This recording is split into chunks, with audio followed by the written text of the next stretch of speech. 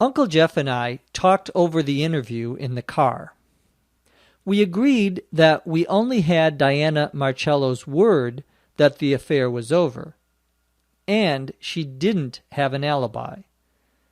There was no one who could say whether or not she was at home yesterday afternoon. We also needed to find out if her husband was really out of town. Uncle Jeff dropped me at my friend Eddie's apartment. I had promised a long time ago that I would help him move. I would have much rather stayed with Uncle Jeff to keep working on the case, but a promise is a promise. I couldn't let him down. After moving furniture and boxes for 4 hours, I got home at 4:30, exhausted and too tired to move. But I managed to take a quick shower. Then I laid down on the couch.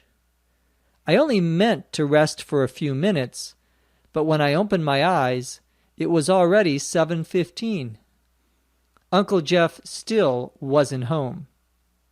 I decided not to wait for him to eat dinner. I heated up some leftovers that were in the refrigerator, and when I sat down to eat, I heard Uncle Jeff's car in the driveway. "So, how is the move?" he asked when he walked through the front door. I never knew that one person could have so much stuff. He had more furniture and clothes than a family of 5, I said. "What have you been doing?" "I did some checking on Emil Marcello," he said. "He works as a real estate agent and sells high-priced office buildings. According to his secretary, he was supposed to be in Denver. His wife was telling the truth." "He could have come back without telling anyone," I said. "Yes, but that's something the police can check on easily. But that we'll have a hard time doing," he said. By this time, Uncle Jeff was heating up some food to eat too. We didn't talk for about 10 minutes while we both concentrated on eating. When he was done, Uncle Jeff said, "I made another stop this afternoon. I went to see Clara. The police have released her, and she's back home. She seems to be doing okay. Not great, but better than yesterday." "Does she remember any more about what happened?" I asked. "No, not at all," he said. "But she gave me her keys to the psychology department and to the dean's office. I want to have a look around." "Tonight?" I asked.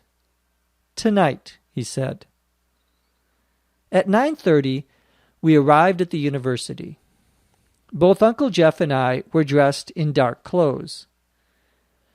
Technically, we weren't breaking in. We weren't committing a crime.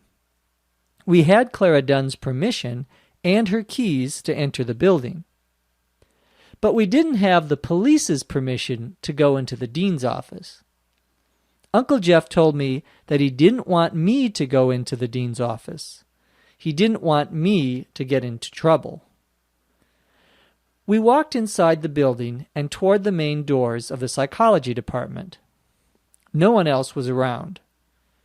Uncle Jeff opened the main doors and we stepped into the lobby. We began to walk down the hallway toward the dean's office. Suddenly, Uncle Jeff put out his arm to stop me. He pointed to the dean's office door. There was police tape across the door, but someone had taken it down on one side.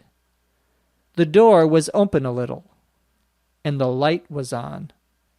Uncle Jeff started walking slowly toward the door. I followed behind him, trying not to make any noise. We got to the door. My uncle motioned for me to stand outside, next to the door. I stood there with my back to the wall.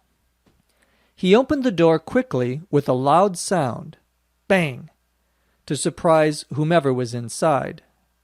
There was someone there, dressed in a black jacket with a hood over his head. Uncle Jeff walked in and tried to grab him, but the man pushed past him. Uncle Jeff lost his balance and fell to the ground. The man tried to run out of the office. He didn't see me, so I was able to grab him as he came through the doorway. He tried to get free, but I held on tight. By this time, Uncle Jeff was back on his feet, and he came out into the hallway. He grabbed the top of the hood and pulled it back. "Jennifer!" I yelled. She turned her head and looked at me. She looked as surprised as I was. She stopped trying to get free. This was Jennifer, my dream girl.